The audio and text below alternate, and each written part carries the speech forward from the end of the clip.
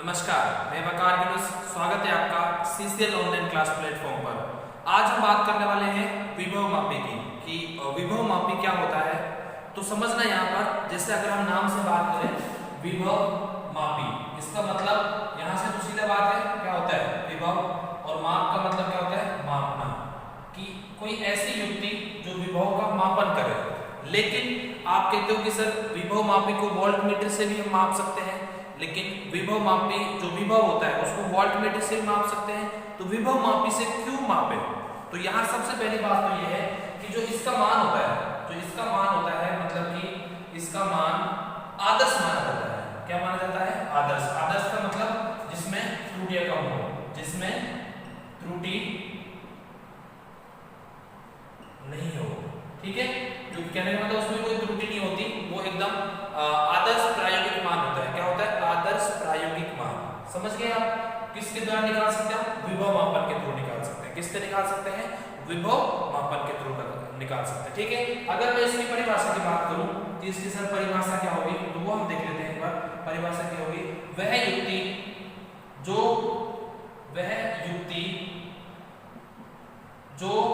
किसी सेल यहाँ पे कौन सा है? विद्युत सेल है। जो किसी, लिख देते हैं, विद्युत सेल के किन्हीं दो सिरों के मध्य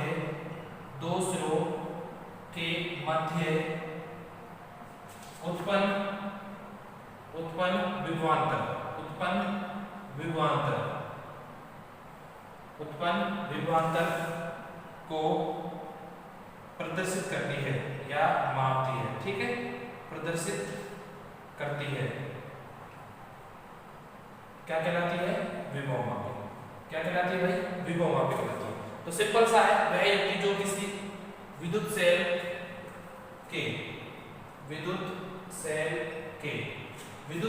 के किन्हीं दो सिरों के मध्य उत्पन्न विभवांतर को प्रदर्शित करती है, उसी को अपन क्या बोलते हैं? विभव मापी बोलते हैं। क्या बोलते हैं? विभव मापी। तो इसके नीचे एक एरो लगाना और उसमें लिख देना ये लिख देना इसका प्रतिरोध अनंत होता है। क्या होता है? अनंत होता है। ये चीज ध्यान देने वाली है, अनंत होता है। कैसे है? सुनना मेरी बात ध्यान से। अगर हमने जब भी कोई परिपथ पढ़ा है, कोई भी परिपथ के बारे में जाना है, तो ये चीज हमने पहले सीखी है कि परिपथ के अंदर जो हमारा प्रतिरोध होता है उसके सिरों पर हम क्या कैलकुलेट करते हैं? क्या ज्ञात करते हैं? विभव। क्या ज्ञात करते हैं? विभव। अगर वहां पर मैं कहूं कि सबसे ज्यादा जो एक्चुअल में विभव होता है वो तब ज्ञात कर सकते हैं हम जब वो दोनों सिरे खुले हो, मतलब कि दोनों आपस में टच नहीं हो। आप कहते हो कि सर टच नहीं होने से या टच होने से उनके बीच में क्या संबंध होता है, तो समझने की कोशिश करना। उनके बीच में जो संबंध होता है वो यह होता है कि जब दोनों सिरों को हम जोड़ते हैं तो उसमें धारा का प्रवाह शुरू हो जाता है, और अगर धारा का प्रवाह शुरू होता है तो उसके अंदर विभव जो होता है उसमें कमी आ जाती है। अगर धारा का प्रवाह नहीं हो तो अधिकतम विभव की हमें प्राप्ति होती है। समझ आ गया? अगर धारा का प्रवाह होगा तो विभव में कमी आएगी, और धारा का प्रवाह नहीं होगा तो विभव हमेशा अधिक होगा। इसका लाइव एग्जांपल देखने के लिए, जब भी आप अपने घरों के अंदर सबमर्सिबल मोटर जानते हो, घरों के अंदर जो पानी निकालती है, उस पानी के मीटर देखा होगा आपने, 2 मीटर, उसमें एक ए लिखा होगा, एक बी लिखा होगा। अगर किसी ने नहीं देखा हो तो आज जाके चेक कर लेना। अब जब आप मोटर ऑफ है, मतलब कि आपकी पानी की जो मोटर है वो चालू नहीं है, बंद है, तो वहां पर जो वोल्टेज दिखाएगा वो अलग दिखाएगा। लेकिन जैसे ही आप वहां पे स्विच प्रेस करोगे, तो ये चीज आपकी क्लियर हो जाएगी कि स्विच प्रेस करते ही जो वोल्ट मीटर वाली सुई है वहां पे वो थोड़ी कम हो जाएगी। यस और नो? यस। अगर नहीं, ऐसा आपको नहीं लगता है कि सर ऐसा हमने नहीं देखा है, तो आप ये जाके प्रैक्टिकल कर सकते हो। कहने का मतलब मेरा ये है, जैसे ही आप मोटर स्टार्ट करोगे धारा का प्रवाह शुरू होगा, और धारा का प्रवाह शुरू होगा तो विभव में क्या आ जाती है? कमी आ जाती है। अब आप कहते हैं कि सर यहाँ पर अनंत प्रतिरोध क्यों होता है? भाई अनंत प्रतिरोध इसलिए होता है कि अगर किसी भी दो जो पॉइंट है उनके बीच में अगर विभवांतर का पता करना है तो उनके बीच में प्रतिरोध अनंत लगाना पड़ेगा। इसका मतलब जब सिरे खुले होते हैं तो उसके बीच में धारा का प्रवाह हो रहा है क्या? नहीं हो रहा है। इसका मतलब उसके बीच में जो प्रतिरोध होता है वो क्या होता है? अनंत होता है। तो अपन ज्ञात कर सकते हैं कि अगर अपने को आदर्श विभव की ज्ञात करना है, आदर्श विभव मतलब जिसमें कोई परिवर्तन नहीं हो, जो एक्चुअल वैल्यू हो तो करना है, तो उसका जो प्रतिरोध है वो क्या रखना पड़ेगा? आपको अनंत रखना पड़ेगा। यहाँ से चीज क्लियर हो गई होगी आपको जहां तक। अब हम बस इससे जुड़ी हुई चीजें और जो बात करेंगे वो करेंगे इसकी बनावट में। तो ठीक है, अब हम बात करते हैं विभव मापी की संरचना या बनावट। तो बनावट में क्या क्या चीजें होंगी वो मैं आपको भी क्लियर कर दूंगा, इसमें क्या क्या रखते हैं, कैसे कैसे रखते हैं, तो वो चीजें भी हम देख लेते हैं। तो अपना अगला है विभव मापी की बनावट। ठीक है, बनावट को अपन संरचना भी बोल सकते हैं। अब इसकी बनावट क्या होती है? एक लकड़ी का टुकड़ा होता है इस तरीके से, एक लकड़ी का टुकड़ा होता है, समझ आ गया? इस लकड़ी के टुकड़े पर एक वायर होता है जिसकी कुल जो लेंथ होती है वो 1 मीटर होती है। कितनी होती है? 1 मीटर होती है। इसका मतलब इसमें 10 भाग होंगे जो 10-10 सेंटीमीटर के होंगे। कितने के होंगे? 100 सेंटीमीटर होंगे। कितने सेंटीमीटर होंगे? 100 सेंटीमीटर होंगे। और उन सेंटीमीटर जो भी हमारे यहाँ पर मतलब उनके बीच में जो एक तरह से लेंथ होगी और दूरी होगी वो सब में क्या है, मतलब 1 मीटर लंबा होता है वायर। तो 100 हो गए, 10 कितने हो जाएंगे? 1000। तो 1 2 3 4 5 6 7 8 9 और ये 10। ठीक है, और अपना ये हो गया पूरा 10। ठीक है, तो अपन यहाँ से बात करेंगे सब पे। यहाँ पे पेज की सहायता से कुछ तरीके से यहाँ पे जोड़ दिया जाता है। ये आपका प्रैक्टिकल है, जब आप लैब में जाओगे तो आपको वहाँ से पता चल जाएगा कि एक्चुअल में ये दोनों से ले जाते हैं। ठीक है, और यहाँ पर सारे के सारे किसी तरीके से मतलब कि उनको मतलब कहने का मतलब मेरा ये है कि इस तरीके से इनको लगा के रखते हैं। ठीक है, अब यहाँ से क्या है कि यहाँ पर जो भी होता है, जो एक बैटरी होती है, गैल्वेनोमीटर होता है, वो सब ऐड कर देते हैं। ठीक है, तो यहाँ लिख देना परिपथ हो, तो ये है इसका परिपथ। क्या बोलते हैं? परिपथ। ये भी संरचना नहीं, अभी हम इसका सर्किट डायग्राम बनाएंगे, मतलब कि परिपथ चित्र बनाएंगे, तो उसमें वो चीजें क्लियर हो जाएंगी। तो अभी हम सिर्फ ये बात करें कि इसकी बनावट कैसे होती है। इस तरीके से होती है, इसके किसी भी पॉइंट पर एक चौकी लगी हुई होती है। क्या लगी हुई होती है? चौकी। तो हम उसको अगर हम दिखाएं यहाँ पर शो करें तो अपन ये चीज क्लियर कर सकते हैं। चलो बना लेते हैं, इसको पूरा डायग्राम बना लेते हैं। तो यहाँ पे क्या होता है कि एक शेल लगा होता है। ठीक है, इस सेल के बाद यहाँ पर की लगा होगा, यहाँ पर एक प्रतिरोध धारा नियंत्रक लगा होगा। ठीक है, उस धारा नियंत्रक यहाँ पर प्लस माइनस, और अब दूसरी जो युक्ति होगी वहां भी एक बैटरी लगी होगी। ठीक है, इस बैटरी किससे जुड़ी होगी? एक गैल्वेनोमीटर से जुड़ी होगी। किससे जुड़ी हुई? गैल्वेनोमीटर से। गैल्वेनोमीटर के बाद हमारे यहाँ पर एक चौकी होगी, इसको बोलते हैं चौकी, हिंदी में बोलते हैं इसको विसर्पी कुंजी। ठीक है, अपन इस तरीके से बना देते हैं इसको। ये अपना क्या हो गया? गैल्वेनोमीटर हो गया। क्या हो गया? ये गैल्वेनोमीटर। इसको क्या बोल देंगे? Capital G. क्या बोल देंगे? Capital G. ये क्या हो गया? प्लस और माइनस। ठीक है, अब जो दूसरा इसका पार्ट है हम उसको देखें तो इस तरीके से यहाँ पे हम क्या कर देंगे, इसको यहाँ जोड़ देंगे। ठीक है, अब ये परिपथ जुड़ गया। ठीक है, और उसके बाद हमने यहाँ पर इस तरीके से जो हमारा सर्किट था उसको हमने यहाँ पे जोड़ दिया। ठीक है, क्या कर दिया? इस तरीके से हमने यहाँ पर जोड़ दिया है। समझ आ गया? बहुत इजी सा था, जो आपको क्लियर हो गया होगा। किसको बोलते हैं? ईपी, क्योंकि प्राइमरी सर्किट है। इसको बोलते हैं ईएस। अभी अपने को ज्यादा ध्यान नहीं देना, बस इतना ध्यान रखना है कि ये है। तो यहाँ पर जी जो है वो क्या है? धारामापी। क्या बोलते हैं इसको? धारामापी, जो विक्षेप दिखाएगा। मैंने मीटर सेतु पढ़ाया था, मीटर सेतु में भी आपको ये डिस्कस किया था कि जो जी है वो क्या प्रदर्शित करता है? विभवमापी विक्षेप प्रदर्शित करता है। कब? जब धारा असमान हो। अगर धारा असमान बह रही है तो भी विक्षेप दिखाएगा, और जब धारा इक्वल हो जाएगी इसका मतलब ये क्या हो जाएगा? वहां पर अविक्षेप दिखा देगा। कहने का मतलब नल डिफ्लेक्शन शो करेगा, जहां पर कोई विक्षेप नहीं होगा। और जब धारा असमान होगी तो विक्षेप दिखाएगा। ठीक है, तो जे क्या है? धारामापी, और जे क्या है यहाँ पर? विसर्पी कुंजी। क्या बोलते हैं इसको? विसर्पी कुंजी। ठीक है, इसको क्या बोल दिया? विसर्पी कुंजी। और जो ईएस है, ईपी है, इसको बोलते हैं प्राथमिक सेल। प्राथमिक सेल। और जो हमारा ईएस है इसको क्या बोल देंगे? द्वितीयक सेल। क्या बोल देंगे? द्वितीयक सेल। ये चीज क्लियर हो गई होगी मेरे हिसाब से, है ना? और ये अपना होता है की, और इसको बोलते हैं आरएच। आरएच क्या है? धारा नियंत्रक। क्या बोलते हैं इसको?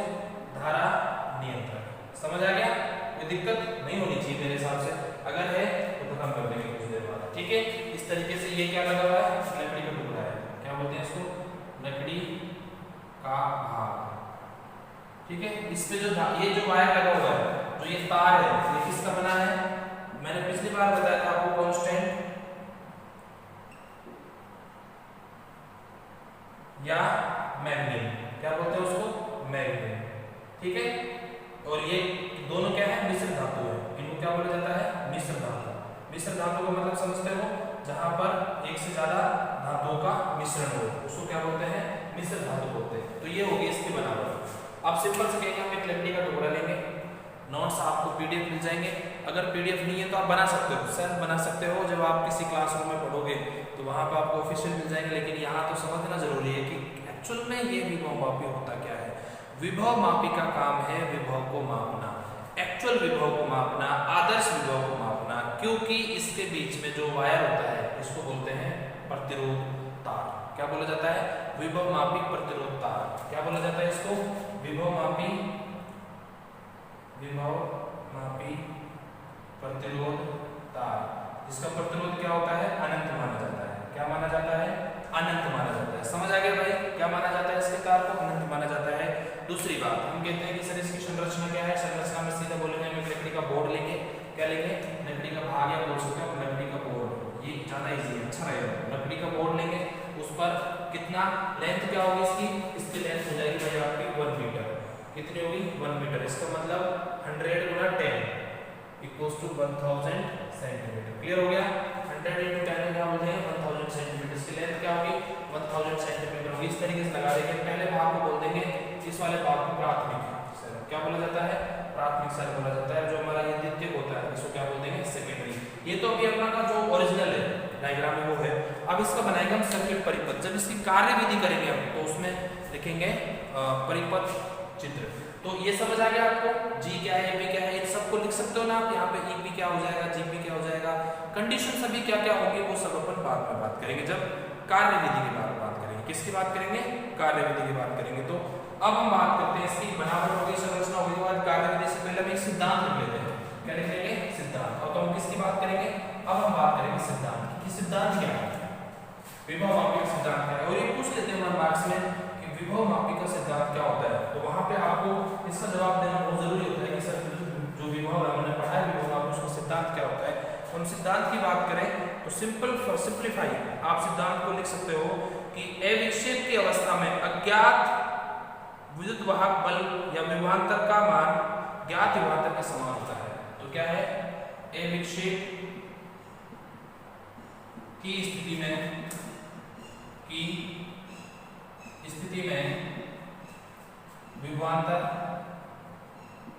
विभवांतर या विद्युत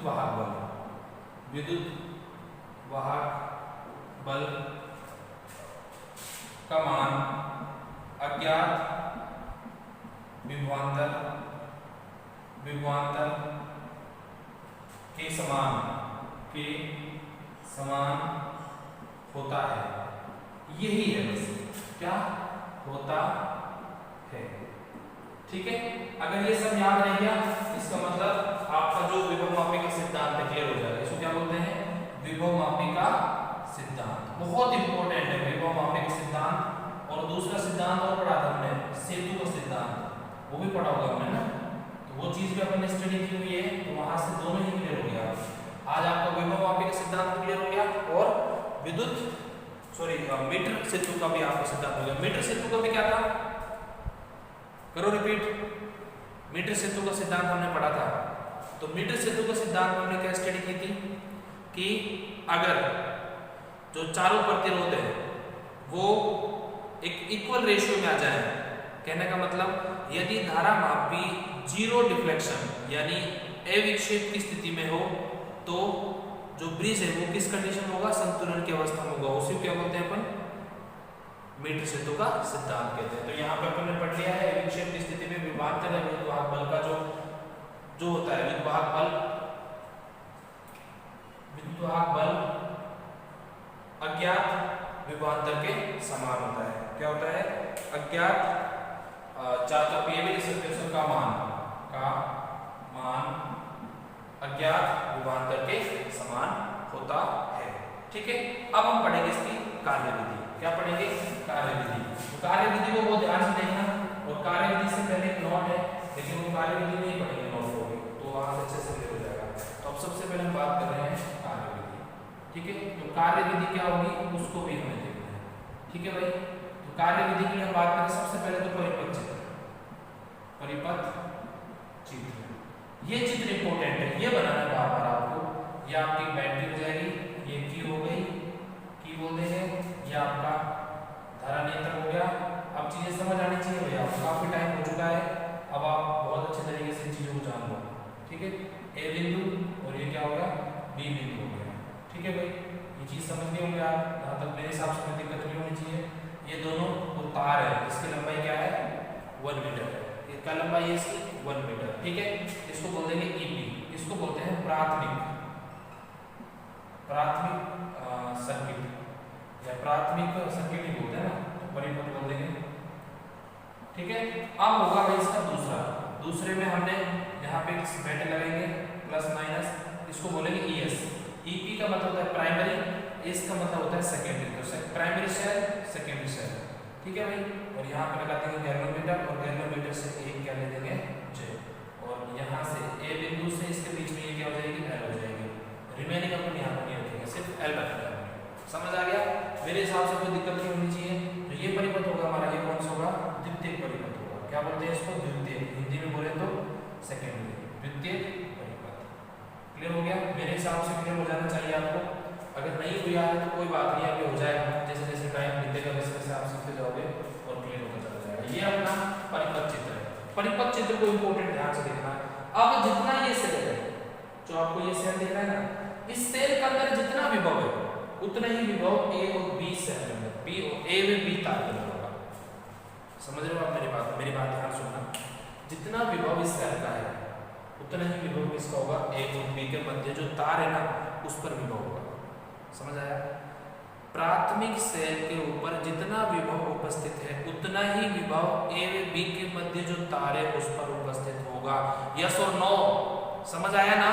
डेफिनेटली। ठीक है, अब हम नेक्स्ट बात करते हैं। पहला बिंदु तो ये हो गया। दूसरा बिंदु ये होगा कि जो ये सेल है ना, इसका मान इससे ज्यादा होना चाहिए, इसका मान इससे ज्यादा होना चाहिए। ये हमारे लिए इंपॉर्टेंट है, मैं लिखवा दूंगा, वो चीजें आपको मिल जाएंगी। लेकिन मेरा कहना मतलब ये सिर्फ ये जो ईपी है ना, ये ग्रेटर होना चाहिए किससे, ईएस से। ये सब ऐसा क्यों? अरे भाई, ये ज्ञात है, ये अज्ञात है। इसका हमें एक ज्ञात होगा, दूसरा अज्ञात होगा। ज्ञात के बराबर जब अज्ञात को निकालेंगे तभी तो हम उसका मान इक्वल होगा, तभी तो हम कैलकुलेट कर सकते हैं। तो ये जो ज्ञात है ये ज्यादा होगा, अज्ञात कम होगा, तब इसका हम क्या करेंगे, विद्युत वाहक। कैसे करेंगे सर? आप देखोगे क्या करेंगे। सबसे पहले इसको जी से कनेक्ट करने के बाद गैल्वेनोमीटर। अब गैल्वेनोमीटर क्या प्रदर्शित करता है, धारा के प्रवाह को। क्या प्रदर्शित करता है, धारा के प्रवाह को। और एक बात और मुझे बताओ कि अगर धारा का प्रवाह बंद हो जाए तो दोनों सिरों पर जो विभव का मान क्या होगा, बराबर होगा। क्या होगा, बराबर होगा। ये चीज ध्यान रखना, विभव का मान अगर एक समान है तो धारा का प्रवाह नहीं होगा। ये चीज इंपॉर्टेंट है, लिख लो, हमेशा याद रखनी है, हमेशा काम आएगी। हमेशा ध्यान रखना, अगर विभव दोनों सिरों पर एक समान है तो धारा का प्रवाह नहीं होगा, और जब धारा का प्रवाह नहीं होगा तो जी का मान क्या हो जाएगा, 0। इसका मतलब जी कोई भी मान नहीं दिखाएगा। अब मुझे बताओ, ये सेल का हमें पता है, इस सेल में हम कैलकुलेट कर सकते हैं इसका विभव। तो मुझे एक बात बताओगे, अब हम जब इस विसर्पी कुंजी को जब हम इस तार पर घुमाएंगे तो एक सिचुएशन ऐसी आएगी कि जो इसके अंदर जो विभव पात है वो विभव पात इसके बराबर हो जाएगा, और जब दोनों एक दूसरे के बराबर हो जाएंगे तो जी का मान में कोई परिवर्तन आएगा क्या, नहीं आना चाहिए, नहीं आएगा। इसका मतलब जी क्या दिखाएगा, शून्य विक्षेप दिखाएगा। क्या दिखाएगा, शून्य विक्षेप दिखाएगा। अगर इसने शून्य विक्षेप दिखा दिया तो अपना कौन सा सिद्धांत लागू हो गया, विभव मापी का सिद्धांत। और विभव मापी का सिद्धांत क्या होता है कि ए विक्षेप की स्थिति में ज्ञात विद्युत वाहक बल का मान अज्ञात विद्युत वाहक बल के बराबर हो जाए तो वो क्या होता है, सिद्धांत होता है। किसका होता है बताइए, किसका सिद्धांत होता है, विद्युत विभव का, वो विभव मापी का सिद्धांत होता है। समझ आ गया, क्लियर? कोई दिक्कत नहीं होनी चाहिए, अगर है तो थोड़ा सा बढ़ोगे, टाइम दोगे तो वो चीज भी आपकी क्या हो जाएगी, यहाँ से दूर हो जाएगी। ठीक, इसकी जो कार्य विधि के मुख्य बिंदु हैं, अब हम उसके बारे में बात करें तो सबसे पहले तो हम ये कह सकते हैं कि दोनों के बीच ए बी की जो लेंथ है वो कैपिटल एल है। हमने ए और जे को यहाँ पे बी पॉइंट को क्या बोल लिया, जहाँ पर मतलब ए और बी क्या है, जो तार है उसके दो सिरे हैं जहाँ पर वो जुड़े हुए हैं वहाँ के बिंदु है, उनको क्या बोलते हैं यहाँ पर ए और बी बोलते हैं। अब हम कार्यविधि में क्या करते हैं कि यदि, लेकिन उससे पहले एक नोट लगाना, और वो नोट है वो इम्पोर्टेंट है, ध्यान रखना। ठीक है, उस नोट को लिखना विभव प्रवणता, ये इम्पोर्टेंट है, विभव प्रवणता। ठीक है, विभव प्रवणता लिखना, इसे स्मॉल x से प्रदर्शित करते हैं। किससे प्रदर्शित करते हैं, स्मॉल x से प्रदर्शित करते हैं। ठीक है, ये लिखना बहुत जरूरी है भाई, आपके लिए सबसे इंपॉर्टेंट यही है। अब कहते हैं कि सर विभव प्रवणता क्या होती है? विभव मापी के तार की एकांक लंबाई में विभव पतन क्या कहलाता है, विभव प्रवणता कहलाता है। अगर मैं कहूं कि विभव मापी, परिभाषा देखें, विभव मापी की के तार की एकांक लंबाई में पतन विभव या विभव पतन में विभव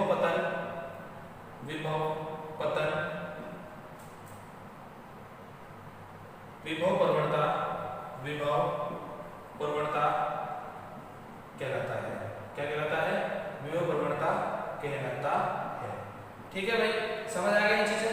अगर हम विभव प्रवणता किससे प्रदर्शित करते हैं, x से प्रदर्शित करते हैं। फॉर्मूला देखें तो विभव मापी a और b जो लेंथ है टोटल l मान लो, और इसमें विभव कितना है, EP के बराबर होना ना, तो कितना विभव EP और कितने लेंथ में, तो इसको क्या बोलेंगे अपन, विभव प्रवणता बोलते हैं। इसके लिए मात्रक के लिए बात करें तो मात्रक देखो भाई, इसका क्या होता है, वोल्ट पर मीटर।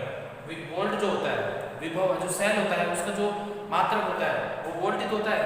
ठीक है ना, और वोल्ट अपॉन मीटर। अब इसका विमा निकालना आपको खुद को है, विमा आपको यहाँ पे सेल्फ निकालनी है। ठीक है, उसके अलावा ये आपका जो नोट है वो कंप्लीट होता है। इस नोट को एक पर्टिकुलर बॉक्स में बंद कर देना और वेरी वेरी इंपॉर्टेंट लगा देना। ठीक है, अब हम इसकी कार्यविधि की बात करते हैं कि सर इसमें क्या होता है। अब मुझे एक बात बताओ कि जो V है, जो AP है, अगर हम बात करें तो यहाँ से लेकर यहाँ तक जितना विभव है, हम इसको ये भी तो बोल सकते हैं VAB अपॉन L, बोल सकते हैं, नहीं बोल सकते। और मान लीजिए ओम के नियम से इसको, जो इसमें धारा का जो I धारा प्रवाह हो रही है उसमें प्रतिरोध R है, तो यहाँ पे क्या बोल सकते हैं, IR अपॉन L, ये भी बोला जा सकता है, यस और नो। तो यहाँ पे IR अपॉन L भी बोला जा सकता है, और R अपॉन L यहाँ पे मान लीजिए एकांक लंबाई में उत्पन्न प्रतिरोध है, मतलब कि एकांक लंबाई में जो उत्पन्न प्रतिरोध उसको RM बोल दें, तो यहाँ से क्या बना सकते हैं, ये भी बना सकते हैं कि IRM क्या है, यहाँ पर एकांक लंबाई में उत्पन्न प्रतिरोध RM है। समझ आ गया? ठीक है, ये चीज हमने नोट में पढ़ी थी। अब इसमें पढ़ेंगे, हम इसमें जो सबसे पहले कि जो हमारा परिपथ है उसमें हम किस तरीके से कैलकुलेट करते हैं, या किस तरीके से इसमें जो हमारी सॉल्यूशन है उसको हम किस तरीके से ढूंढते हैं, तो वो चीज हमारे लिए देखने वाली बात है। ठीक है, तो हम सबसे पहले बात करेंगे यहाँ पर विभव मापी की प्रवणता क्या है भाई। अब जानते हो आप प्रवणता x equals to EP upon L। EP क्या है यहाँ पर, प्राथमिक सेल विभवांतर। ठीक है, L क्या है, तार AB की लंबाई। अब यहाँ देखो मजे वाली बात क्या है, x क्या है, प्रवणता। हर चीज को एक्सप्लेन करना है, यही होता है, बस यही फिजिक्स है। जो चीज लिखी हुई है उसको एक्सप्लेन कर दिया, मतलब थ्योरी बन गई। थ्योरी क्या होती है, जो चीज फॉर्मूले में उसी को एक्सप्लेन कर दो, या जो उसको पहले एक्सप्लेन कर दो बाद में फॉर्मूला लिखो, या फॉर्मूला लिख के बाद में एक्सप्लेन कर दो, एक ही बात है, कर दिया ना एक्सप्लेन। तो अब यहाँ पे हम लिखें तो अगर अब संतुलन की अवस्था यहाँ से अगर हम कैलकुलेट करें तो ये भी कर सकते हैं। तो यदि तार में प्रवाहित धारा कैपिटल I हो तथा प्रतिरोध R हो तो प्रतिरोध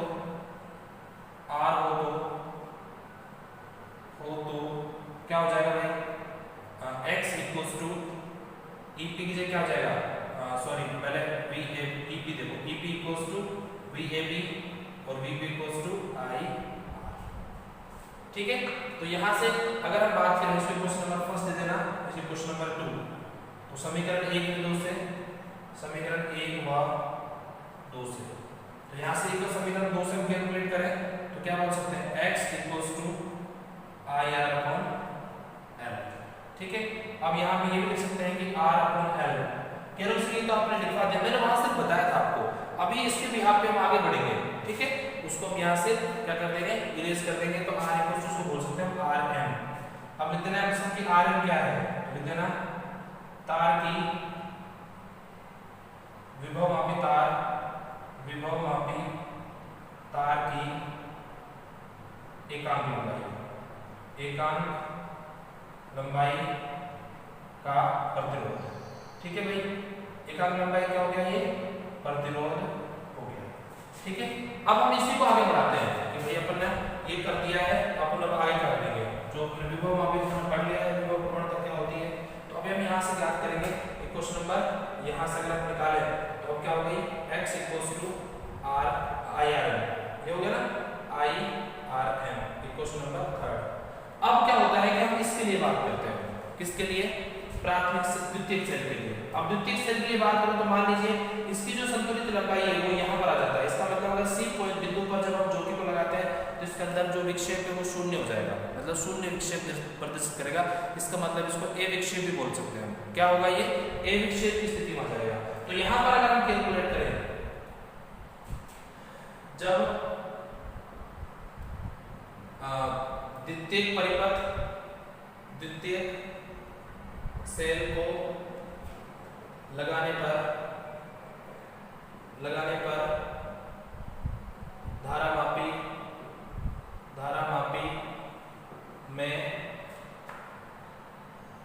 धारामापी में C बिंदु पर विसर्पी कुंजी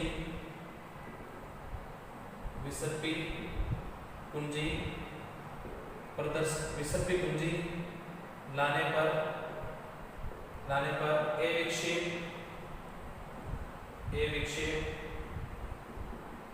विक्षेप प्रदर्शित होता है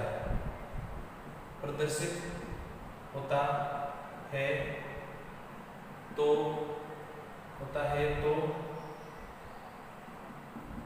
विभव प्रवणता। अब देखो क्या होगी, विभव प्रवणता। ठीक है भाई, अब यहाँ तक कितनी लेंथ है, L है, क्या लेंथ है, L है। तो यहाँ पर अगर अपन इसको निकाले तो x इक्वल्स टू क्या होता है, EP की जगह अब क्या जाएगा, यहाँ पर EP किसके बराबर, VAB के बराबर। जब पूरा तार उपयोग में लेते हैं तो EP भी लिख सकते हैं और उसकी जगह VAB भी लिख सकते हैं, मतलब EP भी लिख सकते हैं और इसकी जगह लिख सकते हैं VAB भी। लेकिन अब यहाँ पर EP इसलिए नहीं है क्योंकि हम पूरे की बात नहीं कर रहे, हम सिर्फ इसकी बात करते हैं। तो यहाँ पर EP की बजाय क्या जाएगा, VAC। यहाँ EP की जगह क्या आएगा, ES और इसकी जगह क्या जाएगा, VAC। तो हम यहाँ पे ये लिख सकते हैं क्या, VAC अपॉन L। वहाँ पे कैपिटल L से लिखा कि संपूर्ण लंबाई की हम बात कर रहे थे, यहाँ स्मॉल l क्योंकि हम सिर्फ A और C के बीच की बात करते हैं। तो यहाँ पे L आ जाएगा, तो हम यहाँ से बोल सकते हैं S equals to VAC upon L, या VAC किसके बराबर हो गया, ES के बराबर। तो हम यहाँ से क्या बोल सकते हैं, ES अपॉन L। तो x इक्वल्स टू क्या जाता है यहाँ पर, ES अपॉन L। समझ आ गया, कोई दिक्कत तो नहीं है। अब यहाँ से अगर अपन ES के प्रतिरोध की भी बात करें तो अपन इसको बोल सकते हैं IRM, एकांक लंबाई में तो है, अपन L बोल सकते हैं, नहीं तो मत बोलो, कोई प्रॉब्लम नहीं है, अपन इस तरीके से भी यहाँ से कैलकुलेट कर सकते हैं। कोई किसी को दिक्कत मेरे हिसाब से नहीं होनी चाहिए। अगर यहाँ से आपको कोई दिक्कत नहीं है तो फिर कोई परेशानी वाली बात अपनी यहाँ पर होती नहीं है। यही क्या होता है, यही विभव मापी का सिद्धांत है। इसी क्या बोलते हैं, यही विभव मापी का सिद्धांत है, विभव मापी का सिद्धांत। ठीक है, ज्यादा परेशान होने वाली बात नहीं है, इसमें चीजें थोड़ी समझने वाली है कि हम किस तरीके से चीजों को समझ रहे हैं और वहां से उस तरीके से हम चीजों को दोनों को एक्सप्लेन प्रॉपरली एकदम कर सकते हैं। समझ आया, कोई दिक्कत किसी को नहीं होनी चाहिए। अगर किसी को दिक्कत है तो अपन यहाँ से फिर वापस डिस्कस कर लेंगे। अब इसमें हम दो नोट पढ़ते हैं। नोट फर्स्ट, जब ये विक्षेप की स्थिति में नहीं होगा, विक्षेप की स्थिति में हो, और विक्षेप की स्थिति में तो या तो ये यहाँ होगा या फिर यहाँ होगा। भाई यहाँ तो ये विक्षेप की स्थिति में अगर इसमें विक्षेप लाना है तो या तो इसको यहाँ लाना पड़ेगा या यहाँ लाना पड़ेगा। विक्षेप को इंग्लिश में बोलते हैं डिफ्लेक्शन। डिफ्लेक्शन का मतलब परिवर्तन। अगर इसमें यहाँ पर है तो कोई परिवर्तन नहीं है, लेकिन अगर इसको इधर लेके जाए तो परिवर्तन होगा, इधर लेके जाए तो परिवर्तन। जब आप इसको इधर लेके जाओगे तो क्या परिवर्तन होगा, या फिर इसको इधर लेके जाओगे तो क्या परिवर्तन होगा, उसको हम देखेंगे हम नोट में। तो हमारा नोट जो फर्स्ट है उसको देखते हैं पहले, और उस नोट फर्स्ट के लिए देखना बहुत मजेदार है, बहुत समझ में आएगा और बहुत मजा आने वाला है। यहाँ से नोट फर्स्ट देखना बहुत, कई बार जब आप बुक में देखोगे तो ये आपको बहुत टफ लगेगा, लेकिन जब यहाँ पढ़ोगे तो आपको बहुत मजा आने वाला है और बहुत एंजॉय करोगे आप। ठीक है, सबसे पहले हम क्या देखते हैं नोट फर्स्ट। नोट फर्स्ट के अंदर क्या देखेंगे वो चीज देखिए आपको। नोट फर्स्ट, नोट फर्स्ट में ये है कि जो हमारा ये सी पर नहीं होगा, किस पर है, C1 पर, इसको बोल दिया मैंने C1, और यहाँ पर जो लेंथ हो गई उसको बोल दिया मैंने L डैश। क्या बोल दिया भाई, L डैश। ठीक है, L तो C तक है, जहाँ बैलेंसिंग लेंथ है इसको बोल दिया मैंने L डैश या L1 बोल दो ना, कोई दिक्कत नहीं आएगी, L1।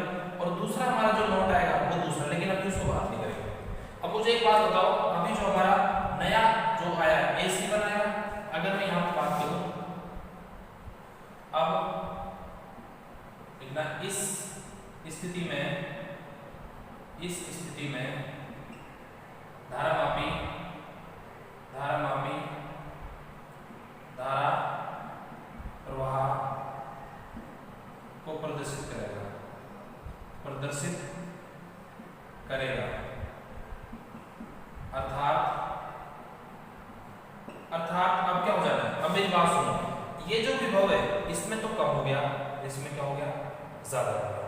क्यों भाई, इसमें कम इसलिए हो गया क्योंकि यहाँ पर तो बैलेंस था, यहाँ तो ये दोनों इक्वल थे, अब इधर लेके जाएंगे तो कम होता चला जाएगा, क्योंकि अपना विभव प्रवणता क्या होती है, एकांक लंबाई घट रही है, इसका मतलब विभव का मान भी क्या जाएगी, कम आ जाएगी। लंबाई में अगर वृद्धि होती है तो विभव भी क्या होता है, वृद्धि होता है। मतलब यहाँ पर इस तार की लंबाई जो हम बढ़ाते हैं तो विभव में वृद्धि होगी, तो यहाँ पर कम हो जाएगी। तो हम यहाँ से ये भी तो बोल सकते हैं VAC1 is less than ES, बोल सकते हैं या नहीं बोल सकते हैं, बोल सकते हैं ना। अगर ये ज्यादा हो गया तो ये अपनी मर्जी चलाएगा, अगर ये ज्यादा होता तो ये अपनी मर्जी चलाता, अब ये ज्यादा हो गया तो ये मर्जी चलाएगा, तो ये मर्जी चलाएगा तो इसकी जो परिपथ होगा वो प्लस में से धारा देना स्टार्ट शुरू करेगा, इसका इस ये परिपथ बन जाएगा। तो इसका मतलब जो परिपथ बनेगा तो लिख देना, तो धारा का परिपथ, अब धारा का परिपथ क्या बनेगा, आगे C1, नीचे गए G, फिर ES और फिर वापस, तो धारा का परिपथ ये बन जाएगा। बन गया भाई, समझ आया। इसका मतलब ये क्या होगा, इस तरीके से कोई चलती है उसको बोलते हैं क्लॉकवाइज। क्या बोलते हैं, क्लॉकवाइज। धारा का मान क्या होगा, क्लॉकवाइज होगा। क्या होगा भाई, क्लॉकवाइज होगा। समझ आ गया, कोई दिक्कत नहीं होनी चाहिए। अब इसमें वो जो बैलेंसिंग वाली कंडीशन है, अब हम बात करते हैं, ये तो नोट फर्स्ट हो गया, नोट सेकंड की हम बात करते हैं। नोट सेकंड में क्या है कि जो ये है ना, ये यहाँ पर आ जाता है, इसका मतलब अब जो कि आपका यहाँ होगा, पहले यहाँ था तो यहाँ पर इसकी जो लेंथ होगी, यहाँ से उसको बोल देंगे L2। क्या बोल देंगे भाई, L2 बोल देंगे। ठीक है, तो क्या बोल देंगे इसको, L2 बोल देंगे। तो ये अपना क्या हो गया, इस स्थिति में ध्यान रखना यहाँ पे, जब जो कि C1 पर स्थित, C2 पर, यहाँ पर C2 पर स्थित है और यहाँ पर कहाँ, C1 पर स्थित है।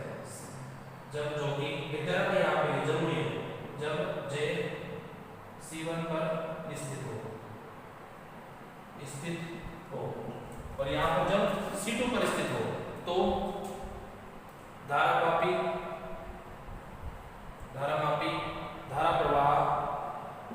प्रवाह को प्रदर्शित करेगा। अब कैसे करेगा, देखो भाई, यहाँ पर इसका मतलब ये तो ज्यादा हो गया, अब यहाँ पे C2 है, इसको क्या बोल दिया, C2 बोल दिया। तो अब C2 ले देखो फटाफट, अर्थात वही लिखना है आपको, वही लाइन, अर्थात क्या हो जाएगा, VAC2 is greater than ES। इसका मतलब ऊपर वाला ज्यादा हो गया, ये कम हो गया, इसका मतलब अब इसकी चलेगी, इसकी नहीं चलेगी। तो यहाँ पर जो पहले तो ये था, अब वो उल्टा हो जाएगा। इसका मतलब अब क्या हो जाएगा, इसमें जो तो लिख देना, तो धारा का प्रवाह,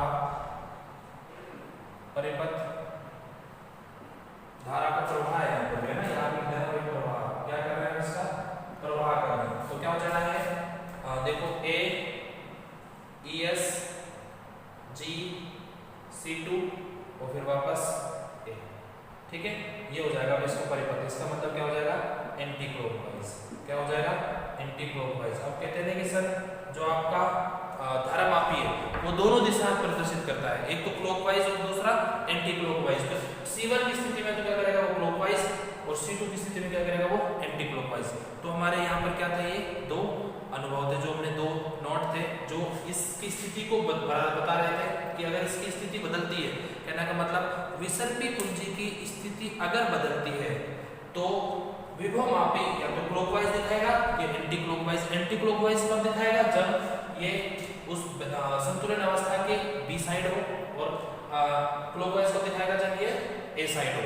इसका मतलब यहाँ से हम ये चीज कह सकते हैं कि विभव मापी में धारा क्लॉकवाइज भी हो सकती है और एंटी क्लॉकवाइज हो सकती है। ये आपको क्लियर हो गया, ठीक है। तो अब इसमें से कुछ और इंपॉर्टेंट चीजें हैं नोट की, अगर हम बात करें तो हम उसके लिए बात करेंगे। पहले कैसे करेंगे, देखो नोट थर्ड। अब नोट थर्ड के लिए आपको इसकी भी जरूरत नहीं है। यहाँ पे ये चीज ध्यान रखना है, इसमें जो प्राथमिक, इसमें दो सर्किट होते हैं, दो परिपथ होते हैं, एक प्राथमिक होता है एक द्वितीयक होता है। ये मैंने लिखवा दिया डायग्राम में, तो आप भी ये चीज जरूर लिख लेना कि प्राथमिक भी होता है और द्वितीयक भी होता है। कैसे कैसे होता है वो सब आप जान चुके हो। मैंने आपसे कहा है कि कोशिश करूंगा कि जो नोट्स हो वो आपको पीडीएफ में मिल जाए, है ना, तो वहां से आप ले लेना। मैं आपको बता दूंगा किस तरीके से ली जाती है पीडीएफ से। अभी सिर्फ आप इसको अपने जो फेयर कॉपी जो आपने बना रखी है आप उसी में इसको कॉपी करो फिलहाल, तो है ना। अब नेक्स्ट बात करते हैं कुछ एक्स्ट्रा जो नोट है, हमारे नए नोट है उसके बारे में बात करें। नोट थर्ड, ये देखो ये भी इंपॉर्टेंट है। x इक्वल्स टू क्या होता है, BAB अपॉन L, पढ़ा है ना भाई। अब यहाँ पर अगर हम इसको और आगे बढ़ाएं तो ये बोल सकते हैं ना IR अपॉन L, बोल सकते हैं, नहीं बोल सकते, यस और बोल सकते हैं ना।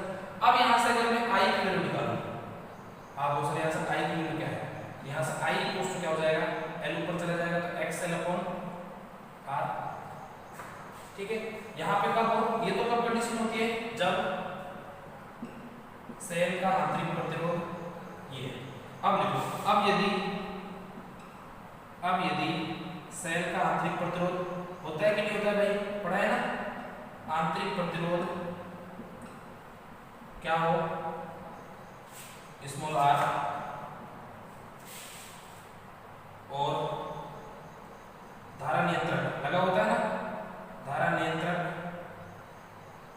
का प्रतिरोध R डैश हो तो क्या हो जाएगा, I equals to XL upon capital R plus small r plus R dash. ये चीज ध्यान रखना। ये कंडीशन हमारी कब आती है, जब हमारा जो सेल है उसका जो नियत मात्रक है, किसका जो मान है, सेल का मान है और सेल का आंतरिक प्रतिरोध। तो इसे नोट में लिख देना, जब सेल का आंतरिक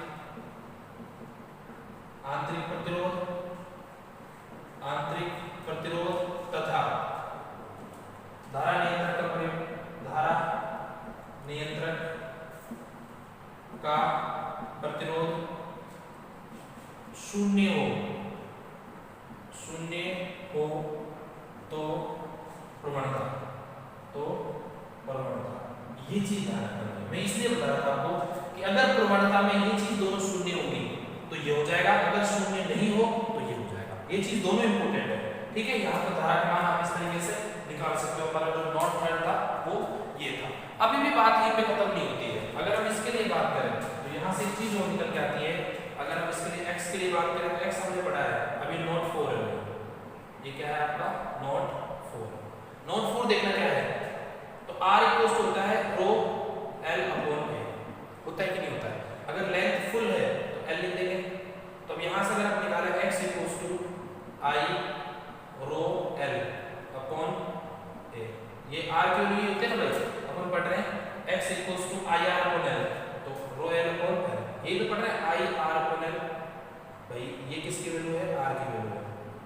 आर की वैल्यू यही होती है ना, ये कहाँ पढ़ा था हमने 5वें चैप्टर में पढ़ा था, जहाँ पे पढ़ा था जो निर्भरता पढ़ी थी प्रतिरोधकता। क्या पढ़ी थी? प्रतिरोधकता। और प्रतिरोधकता सूत्र यही था ना, आर इक्वल्स टू ρ अपॉन ए। था कि नहीं था भाई? ये चीज तो आप भी जानते हो, ठीक है। ये चीज हमने यहाँ पे डिस्कस की थी, ठीक है। अब हम बात करें तो यहाँ से तो L से L गया फिनिश। अब यहाँ पे क्या देता है? x equals to I rho upon A. आता ही नहीं आता? आई रो अपॉन क्या आ गया? आई रो अपॉन ए। ये चीज क्लियर हो गई। अब यहाँ से अगर हम कैलकुलेट करें तो जो x है वो किस किस पर, यहाँ पे x के पर निर्भर है और a पे निर्भर है। अगर a की हम बात करें, मान लीजिए जो नोट 4 में चल रहा है, तार की त्रिज्या स्मॉल r है तो क्या हो जाएगा? x equals to I rho upon pi R square. इसका मतलब x किसके प्रोपोर्शनल होता है? i के प्रोपोर्शनल होता है।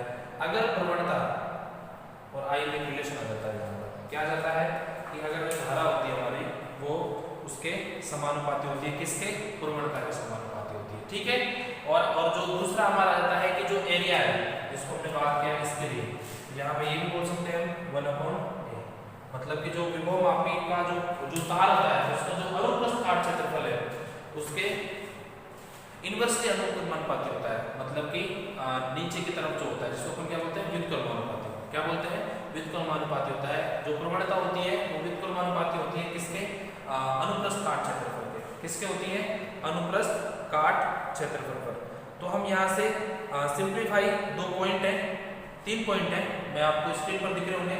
x समानुपाती i होता है, x समानुपाती रो होता है, उसी फॉर्मूले से देख लो। और तीसरा होगा x समानुपाती 1 अपॉन a होता है, ठीक है। सेकंड दिख रहा होगा विभव प्रवणता x तार की लंबाई l प्राथमिक परिपथ में परियुक्त सेल के विद्युत वाहक बल, आंतरिक प्रतिरोध एवं अन्य संयोजित प्रतिरोधों के मान पर निर्भर करती है। देख लिया आपने ये। और तीसरा है यदि r इक्वल्स टू 0 और r नॉट इक्वल्स टू 0 हो तो प्राथमिक परिपथ में जुड़ा अन्य प्रतिरोध भी शून्य है, तो विभव प्रवणता x का मान विभव मापी के तार के काट क्षेत्रफल, तार के पदार्थ, तार के प्रतिरोध इत्यादि पर निर्भर नहीं करेगा, ठीक है भाई।